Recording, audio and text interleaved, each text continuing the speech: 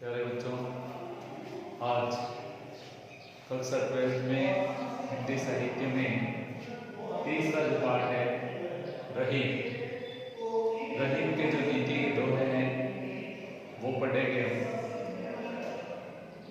सबसे पहले रहीम का साहित्यिक परिचय दे दीजिए।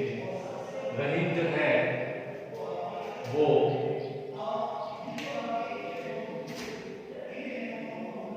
नीति के सर्वश्रेष्ठ कवि कहलाते हैं। यानी इन्होंने सबसे अधिक नीति के दोहे लिखे, नैतिकता के। पहली बात। दूसरा, इनकी जो साहित्यिक भाषा है वह ब्रज, अवधी तथा खड़ी बोली। यानी इन्होंने ब्रज, अवधी और खड़ी बोली में जो है अपना साहित्य लिखा है। तो नीति के सर्वश्रेष्ठ कवि हैं, ब्रज, अवधी और खड़ी बोली में साहित्य सृजन इन्होंने किया है। और तीसरी जो इनकी साहित्य की विशेषता है जिसमें नीति, भक्ति एवं श्रृंगार तीनों की सुंदर त्रिवेणी है। इनके यानी इन्होंने भक्ति रस, श्रृंगार रस और नीति, इन तीनों पर जो है अपनी लेखनी चलाई है। तीनों प्रकार के दोहे जो है इन्होंने लिखे हैं। चौथी बात, इन्हें हिंदू धर्म एवं संस्कृति का गहन ज्ञान था। कहने मतलब मुस्लिम अनुयायी होते हुए हिंदू धर्म और हिंदू संस्कृति में इनकी गहरी रुचि थी, जो इनके साहित्य से स्पष्ट होता। तो ये इनके साहित्य की विशेषताएं हैं। इसके अलावा इनको जो भाषाई ज्ञान था, कौन कौन सी भाषाओं का ज्ञान था, साहित्यिक भाषा के अतिरिक्त भी अरबी, फारसी, उर्दू, अरबी, फारसी, उर्दू तथा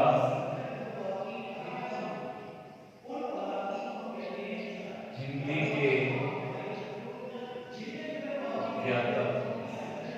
यानी इन भाषाओं का भी इनको गहरा ज्ञान था। संस्कृत का भी ज्ञान था। और ये सारे जो गुण इनमें इनकी पारिवारिक विरासत से मिले। इनके पिता जो है वो अकबर के संरक्षक थे और परिवार से इनको जो है ये सारे गुण जो है विरासत में मिला। इसके अलावा इनकी जो व्यक्तित्व संबंधी विशेषता है वो ये है कि ये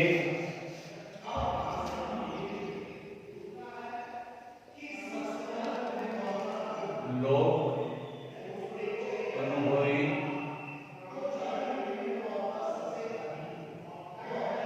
गुणग्राही तथा महादानी थे।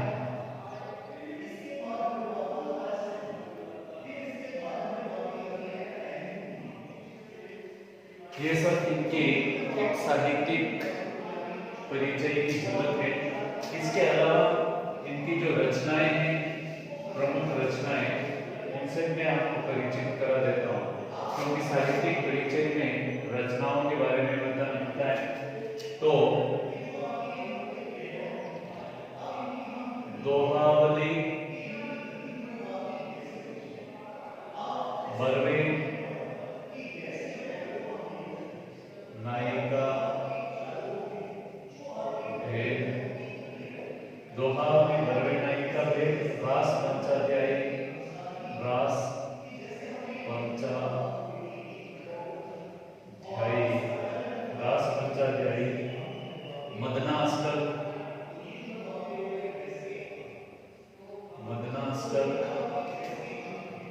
श्रृंगार सोरठा,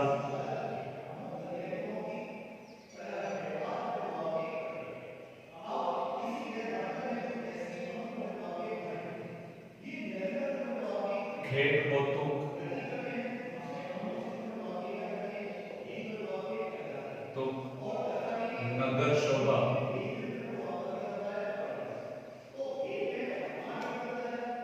इत्यादि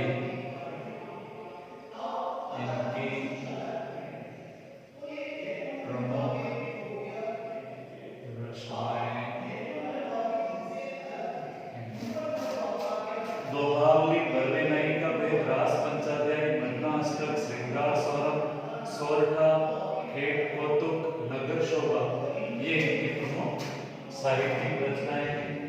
छंद और अलंकार भी जो इनके प्रमुख थे, जिनका इन्होंने प्रमुखता से प्रयोग किया। तो सबसे पहले हम छंद देखेंगे। इनके जो प्रमुख छंद है वो है दोहा, सोरठा, सवैया,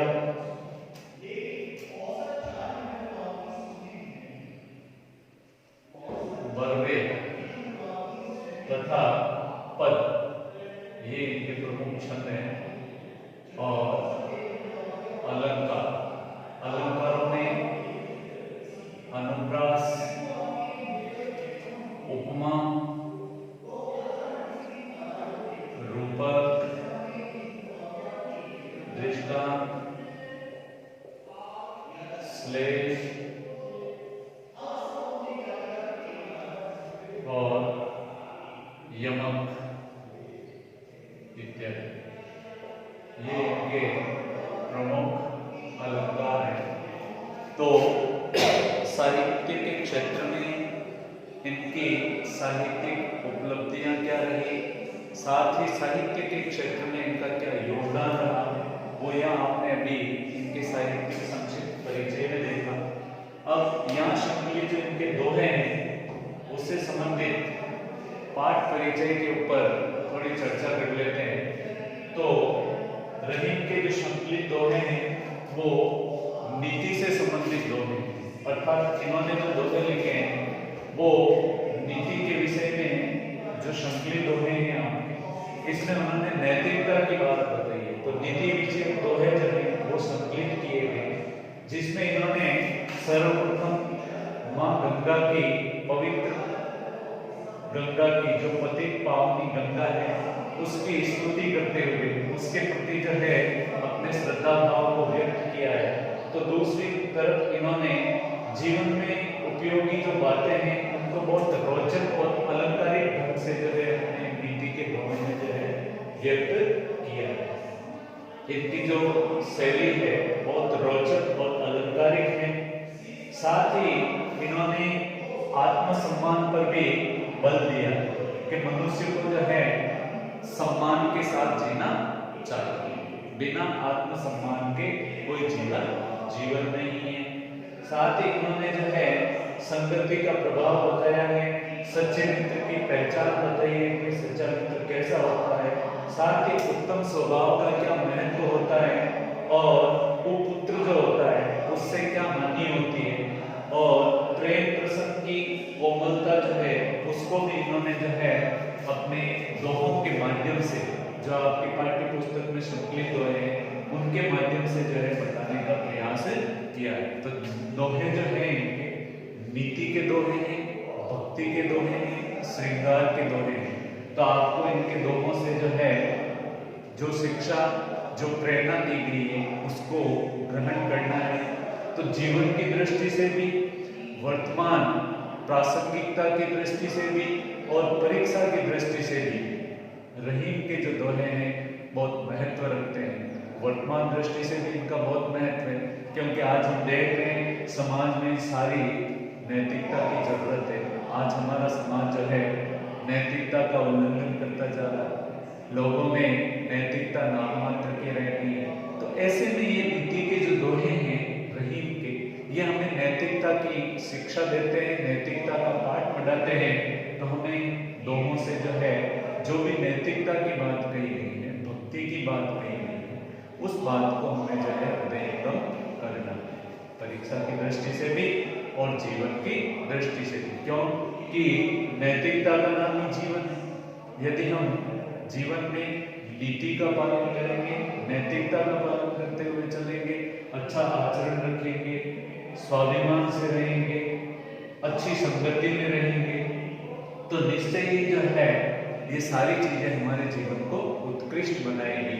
ऐसे ही कुछ शिक्षा इस पाठ में संकलित जो दोहे हैं उनके माध्यम से यहाँ रहीमदास ने दी है। तो आपके सामने मैंने जो इस पाठ का संक्षिप्त परिचय आपको दिया, उससे पहले मैंने रहीम का जो है साहित्यिक परिचय दिया, क्योंकि साहित्यिक परिचय का भी प्रश्न पूछा जाता है। अब हम चर्चा करेंगे दोहों की, क्योंकि रहीम के दोहे भी कबीर के दोहों की तरह गैर शैली के हैं, तो निश्चय ही इनको भी हम कबीर के दोहों की तरह गा सकते हैं कि अच्युत चरण तरंगिनी शिव सिर मालती हरिन बनाओ सुर सरी की जो इंदव भाल रहीमा की जो इंदव भाल। अच्युत चरण तरंगी, अच्युत का मतलब होता है ब्रह्मा, क्योंकि गंगा की उत्पत्ति, गंगा का उद्गम जो है ब्रह्मा जी के चरणों से बताए गए हैं। तो यहाँ कवि गंगा मैया की स्तुति करते हुए और रहीम कहते हैं कि हे गंगा मैया, आप ब्रह्मा जी के चरणों से प्रकट हुई है, निकली है, और शिव सिर मालती मां, साथ ही भगवान शंकर के सिर पर जो है आप फूलों की माला की तरह शोभित हो रही है। यानी आप प्रकट तो हुई है भगवान विष्णु के चरणों से, और वहां से निकलने के बाद आप जो है भगवान शिव की शोभा को बढ़ा रही हैं। उसी प्रकार जैसे फूलों की माला शिव की शोभा को बढ़ाती है, तो फूलों की माला की तरह आप भगवान शंकर के शिव पर शोभित हैं। इसलिए हे गंगा मैया, यदि आप मेरा उद्धार करती हो, क्योंकि गंगा जो है उसको उद्धार करने वाली कहा गया है, तो यदि आप मेरा उद्धार करती हो तो कवि कहता है कि हरि न बनाओ शिव सरी, मुझे जो है ब्रह्मा मत बनाना। क्यों कि यदि मुझे आप मेरा उद्धार करके ब्रह्मा बनाओगी, हरि बनाओगी, तो स्वाभाविक है क्योंकि आप हरि के चरणों से निकली, तो इस तरह से मुझे पाप लगेगा, क्योंकि मेरे आपका स्थान मेरे चरणों में कैसे हो सकता है। इसलिए मुझे कीजिए इंद्र भाव। इंद्र का मतलब होता है चंद्रमा, भाल का मतलब सिर पर, सिर पर जिसके चंद्रमा है अर्थात कौन, भगवान शिव। तो कवि कह रहा है इसलिए मुझे बनाओ तो भी शिव बनाना, विष्णु मत बनाना, क्योंकि अगर विष्णु बनाओगी तो स्वाभाविक है आप विष्णु के चरणों से निकली हो, और इसलिए मुझे जो है पाप लगेगा। इसलिए यदि आप मेरा उद्धार करके मुझे देवत्व देना चाहती हो, देवलोक देना चाहती हो, तो मुझे विष्णु लोक नहीं शिवलोक देना, शिव बनाना। क्यों कि शिव के तो आप सिर पर शोभित हैं, तो इस तरह से जब शिव बनूंगा तो स्वाभाविक है आपका स्थान मेरे सिर पर होगा, तो इससे आपका मान बढ़ा सकूंगा। और यदि विष्णु बनाओगे तो स्वाभाविक है आपका स्थान चरणों में होगा, इसलिए मैं इस तरह का पाप नहीं करना चाहता, अपने चरणों में आपको स्थान कैसे दे सकता हूँ? आप तो पतित पावनी है, इसलिए हे गंगा मैया, यदि आप मेरा उद्धार करो तो मुझे हरि मत बनाना, विष्णु मत बनाना, मुझे तो क्या बनाना? शिव बनाना। इस तरह से कवि रहीम जो है गंगा मैया से यहाँ अपनी भक्ति भावना को व्यक्त करते हुए और उनसे जो अपने उद्धार की कामना कर रहे हैं, मोक्ष की कामना कर रहे हैं। फिर बताया कि अमी पियावत मान बिन रही मन मोहित सुहाय, मान सहित मरिलो भलो जो बिसरे बुलाए, रही मान जो बिसरे बुलाए। इसमें बताया है स्वाभिमान का कि यदि कोई मुझे बिना मान मनवार के अमी यानी अमृत भी पिलाता है तो रहीम कहते हैं कि मुझे ये अच्छा नहीं लगेगा। बिना मान के, बिना सम्मान के, बिना आदर के यदि कोई मुझे अमृत भी पिलाता है तो मुझे वो अच्छा नहीं लगेगा। और मान सहित मरिवो बलो जय इस दे, और यदि कोई मान यानी सम्मान के साथ बुलाता है और बुला करके यदि मुझे जहर भी देता है तो मैं उस जहर को सहर्ष पी लूंगा, क्योंकि मान सहित मरना श्रेष्ठ। बिना मान के अमृत पिए तो मान सहित जहर पीकर मरना श्रेष्ठ है। कहने का मतलब यदि कोई सम्मान के साथ जहर भी दे तो मैं स्वीकार कर सकता हूं, लेकिन बिना मान के यदि मुझे कोई अमृत भी पिलाए तो मुझे वो अच्छा नहीं। कहा भी गया है कि मान सहित विष खाए के शंभु भये जगदीश, और बिना मान अमृत पिए राहु कटायो शीश। तो भगवान शंकर ने भी सम्मान के साथ जहर पिया तो पूरे संसार में उनका नाम अमर हो गया, और बिना मान के राहु ने जो है अमृत पीने की कोशिश की तो उसको अपना सिर कटाना पड़ा। तो हम सब के लिए यही नियम लागू होता है, यही नीति लागू होती है कि दुनिया में हमें सम्मान से जीना चाहिए, मान से जीना चाहिए, स्वाभिमान से जीना चाहिए। स्वाभिमान के साथ कभी समझौता नहीं करना चाहिए। यदि हमें कोई मान से जहर भी दे तो हम उसे स्वीकार कर लें, और यदि बिना मान के, बिना मान मनवा के अमृत भी पिलाए तो हमें वो स्वीकार नहीं करना चाहिए। तो यहाँ नीति की बात आती है, पहले दोहे में भक्ति की बात थी। अगला जो दोहा है इसमें उन्होंने संगति का असर बताया कि संसार में जैसी संगति में हम रहते हैं वैसे ही हमें फल मिलता है। इसको दृष्टांत के माध्यम से बताया है, दृष्टांत उदाहरण के कि कदली सीप भुजंग स्वाति एक गुणती, जैसी संगति बैठिए ते सोई फल दीन, रही मां ते सोई फल दीन। कदली यानी केला, सीप यानी सीपी समुद्री जीव, भुजंग सर्प, मुख यानी मुंह। कदली यानी केले में गिरने से, सीप यानी सीपी में गिरने से, भुजंग यानी सांप के मुख यानी मुंह में गिरने से, स्वाति एक गुणती। स्वाति नक्षत्र की जो बूंद होती है वर्षा की वो तो एक ही होती है, लेकिन उसके गुण यानी असर अलग अलग होते हैं। कहने का मतलब है कि जैसे स्वाति नक्षत्र की बूंद होती है, स्वाति एक नक्षत्र होता है और स्वाति नक्षत्र में जो वर्षा होती है और उसकी जो बूंद होती है वो स्वाति कहलाती है, स्वाति नक्षत्र की बूंद। कवि कह रहा है कि स्वाति नक्षत्र में गिरने वाली जो बूंद होती है वो तो एक ही होती है, लेकिन उसके असर अलग अलग होते हैं। कैसे कि वही स्वाति नक्षत्र की बूंद यदि कदली यानी केले के पौधे में गिरती है तो कपूर बन जाती है, सीप यानी सीपी में गिरती है तो वही स्वाति नक्षत्र की बूंद मोती बन जाती है यानी श्रेष्ठ बन जाती है। कपूर भी श्रेष्ठ होता है, मोती भी श्रेष्ठ होता है। और वही बूंद यदि सांप के मुंह में गिरे तो क्या बन जाती है?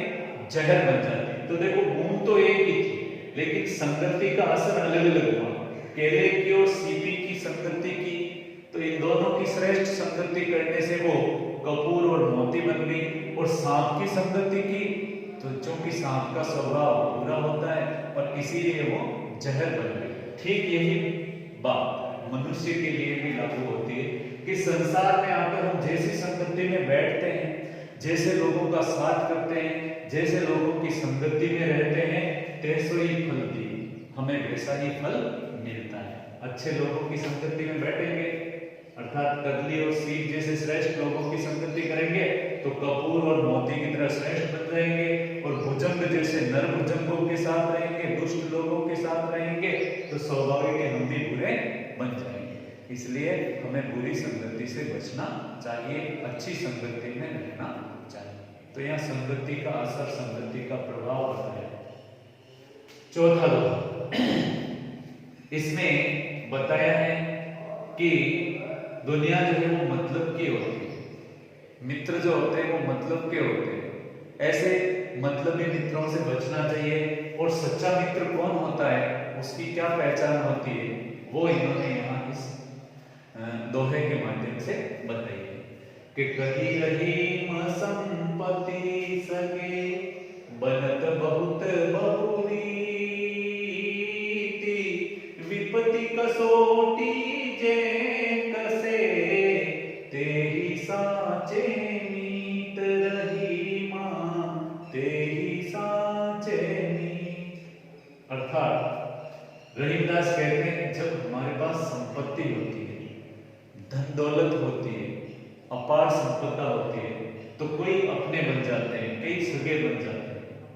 बनत बहुत बहुरी, अनेक लोग अनेक प्रकार से, बहुत प्रकार से हमारे सगे बन जाएंगे, हमारे दोस्त, हमारे मित्र, हमारे सखा बन जाएंगे। यानी जब पास में पैसे होंगे, धन होगा तो कई लोग हमसे मित्रता कर लेंगे, हमसे रिश्ता जोड़ लेंगे, संबंध बना लेंगे।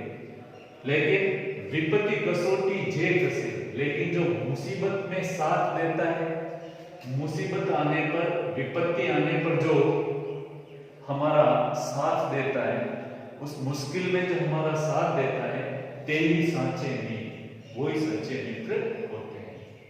कहते हैं ना सुख के सब साथी दुख में न हो, तो सुख होने पर तो सभी साथ देते हैं, लेकिन जब दुख आता है, दुख में जो साथ देता है वही हमारा सच्चा मित्र होता है। ठीक यही बात यहाँ कही गई है कि धन होने पर तो अनेक मित्र बन जाएंगे, अनेक बंधु बन जाएंगे, अनेक दोस्त बन जाएंगे, अनेक सगे संबंधी बन जाएंगे, लेकिन वो सच्चे नहीं होते हैं, वो मतलब के यार होते हैं।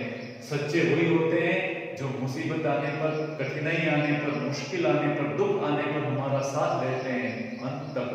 ऐसे लोग ही सच्चे मित्र होते हैं। तो देखो रहीम की जो भाषा शैली है बहुत ही सरल और सहज शैली, इनके जो दोहे हैं बहुत ही सरल और सहज शैली में लिखे गए हैं, यानी पढ़ते ही सहजता से, सरलता से जो है इनका अर्थ और भावार्थ जो है वो हमारी समझ में आ जाता है। तो शैली इनकी बहुत ही सरल है, सहज है, साथ ही प्रेरणादायक शैली, उपदेशात्मक शैली, जिसमें नीति की बात बताते हुए उस बात को ग्रहण करने की शिक्षा दी गई है। और भाषा जो है वो तत्सम शब्दावली से युक्त है, खड़ी बोली है, ब्रज और अवधि का उसमें पुट है।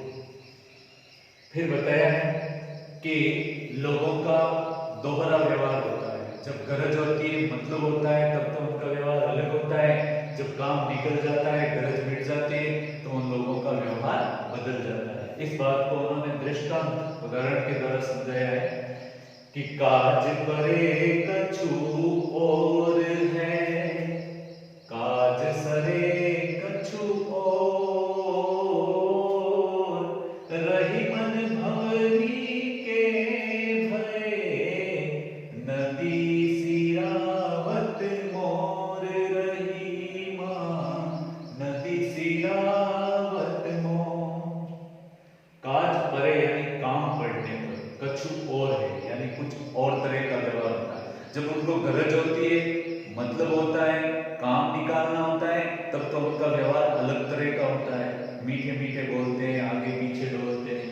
और काज सरे कछु और, जब उनका काम निकल जाता है, काम पूरा हो जाता है, मतलब सिद्ध हो जाता है, गरज मिट जाती है तो कुछ और, तब उनका व्यवहार बदल जाता है। फिर तो उनके दर्शन ही दुर्लभ हो जाते हैं, दिखने ही बंद हो जाते हैं।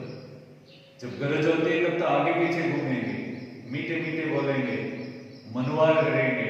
कहते हैं ना वो राजा का दोहा है ना कि मतलब री मनवार निमत जिमावे चूर मोर बिन मतलब बिन काम रावण पावे राज्य। तो ठीक यही बात है कि जब गरज होती है तो मीठे मीठे बोलते हैं, आगे पीछे डोलते हैं, और जैसे ही काम निकला, अपना स्वार्थ सिद्ध हुआ, फिर बोलना भी बंद कर देते हैं, दर्शन भी दुर्लभ हो जाते हैं। ऐसे लोग होते हैं इस दुनिया में। कैसे कि रही मन भंवरी के पे, रहीमदास कहते हैं जिस तरह से भंवरी यानी फेर, दूल्हे दुल्हन के जो फेरे होते हैं ना दुल्हन के चारों तरफ 7 फेरे, तो कह रहे हैं जिस तरह से दूल्हा और दुल्हन होते हैं और उनके जब फेरे हो जाते हैं, अग्नि की परिक्रमा हो जाती है, तो नदी सिरावत मोड़, तो उनके सिर पर बांधने का जो मोड़ होता है, दूल्हे और दुल्हन के सिर पर जो बांधा जाता है, उस मोड़ को फेरे होने के बाद क्या किया जाता है, नदी में बहा दिया जाता है। कहने मतलब जब तक फेरे नहीं होते तब तक तो उस मोड़ को, माथे के मोड़ को संभाल कर रखते हैं, सहेज कर रखते हैं, बहुत ध्यान रखते हैं उसका, क्योंकि गरज है, मतलब अभी फेरे लेने हैं। और जैसे ही फेरे निकले, फेरे पूरे हुए, जैसे ही काम निकल गया, गरज मिट गई, शादी हो गई, उसके बाद उनकी कोई कदर नहीं करते हैं, उनको नदी के अंदर बहा दिया जाता है। तो देखो पहले तो कितना मतलब था, तो उनको सहेज कर रखा, जैसे ही मतलब मिटा, गरज मिटी, शादी हो गई, और उसके बाद उनको बहा दिया जाता। कहते हैं ना मियाँ बीवी राजी तो क्या करेगा राजी, शादी हो गई, अब किसी को किसी से मतलब नहीं है, मोड़ से क्या मतलब है, उनको बहा दिया गया। तो यहाँ मतलब की बात बताई गई है। फिर बताया है इसमें ये 8 चीजें ऐसी होती है जिनको हम कितना ही दबाने की, छिपाने की कोशिश करें, लेकिन वो किसी न किसी रूप में जो है संसार के सामने प्रकट हो ही जाती है। इन 8 चीजों को आप चाह कर भी नहीं दबा सकते, चाह कर भी नहीं छिपा सकते। वो कौन कौन सी 8 चीजें कि खेर खून खांसी खुशी वैर पीत मदपान रही मन गावे नाद बे जानत सकल जहान रही मां जानत सकल जहान। रहीम कहते हैं कि खेर, खेर का मतलब होता है कत्ता, कत्ता होता है ना जो पान में प्रयुक्त होता है और जिसको खाने से मुंह होठ लाल हो जाते हैं, तो जो लाल रंग का द्रव्य जो होता है जिसको खाने से होठ लाल हो जाते हैं, पान के अंदर मिलाया जाता है कत्ता। तो कत्ता जो होता है वो खून, खून का मतलब किसी की हत्या करना या किसी को मारना। खांसी एक प्रकार का रोग। खुशी प्रसन्नता, यानी खेर, खून, खांसी और खुशी, ये 4 चीजें। पान का पत्ता, किसी की हत्या, खांसी का रोग, खुशी मन की प्रसन्नता, बेर दुश्मनी, प्रीति प्रेम प्रसन्न, मदपान शराब पीना, शराब का पान करना। ये 8 जो चीजें हैं, कवि रहीम कहते हैं कि दाबे ना दबे, इनको कितना ही दबा दो, कितना ही छिपा दो, कितना ही इसको छिपाने की कोशिश करो, ये छिपती नहीं, दबती नहीं। जानत सकल जहां, सारा संसार इन 8 के बारे में जान जाता है। भाई कोई पान खाता है तो स्वाभाविक है पान खाएगा, उसमें कत्ता होता है, और वो कितना ही उसको छिपाने की कोशिश करे कि किसी को पता नहीं चले कि मैंने पान खाया, लेकिन कहीं से उसकी झलक दिख जाएगी, क्योंकि पान खाएगा तो स्वाभाविक होठ लाल होंगे, झलक दिखेगी। अगर किसी ने किसी की हत्या की है, वो चाहे कितनी ही शातिर है, कितना ही छिपाने की कोशिश करें, लेकिन कहीं कोई ऐसा क्लू छूट जाता है कि लोगों को पता। खांसी है किसी को, आप खांसी को कितना ही रोकने की कोशिश करो, दबाने की कोशिश करो, लेकिन उसके बारे में पता चल ही जाएगा। खुशी है मन में, तो आप खुशी को भी कितना ही रोको, लेकिन वो किसी न किसी भाव से, चेहरे से, हाव भाव से प्रकट हो ही जाएगी। आपकी किसी के प्रति दुश्मनी है, आप लोगों से छिपाओगे, लोगों को पता नहीं चलेगा, हमारे आपस में 36 का आता है दुश्मनी, लेकिन फिर भी लोगों को उसके बारे में पता चल जाए। इसी तरह से आप किसी से प्रेम करते हैं, आप उस प्रेम प्रसंग को कितना ही दबाने की कोशिश करें, लेकिन लोगों को उसका पता चल जाएगा। और दारू पिया हुआ व्यक्ति होता है, वो चाहे कितनी ही कोशिश करे, छिपाने की कोशिश करे, लोगों को पता नहीं चले मैंने शराब पी रखी, फिर भी किसी किसी तरीके से उससे वो भाव प्रकट हो ही जाता है। तो रहीम कहते हैं कि ये 8 चीजें ऐसी हैं जिनको आप चाहे कितना ही छिपाने की कोशिश करो, लोगों से बचाने की कोशिश करो कि लोगों को पता नहीं चले, लेकिन ये सारी बातें लोगों को पता चल ही जाती है। इन 8 के बारे में संसार जान ही जाता है। तो ये छिपाने वाली चीजें नहीं है, छिपने वाली चीजें नहीं है, इनको दबाने से ये दबती नहीं है। तो अब तक आपने देखा कि भक्ति से लेकर, नीति से लेकर और लोक व्यवहार की जो बातें रहीम ने जो अपने दोहों के माध्यम से बताई है, और आगे भी जो इनके दोहे हैं शेष वो हम आगे देखेंगे अगली क्लास में।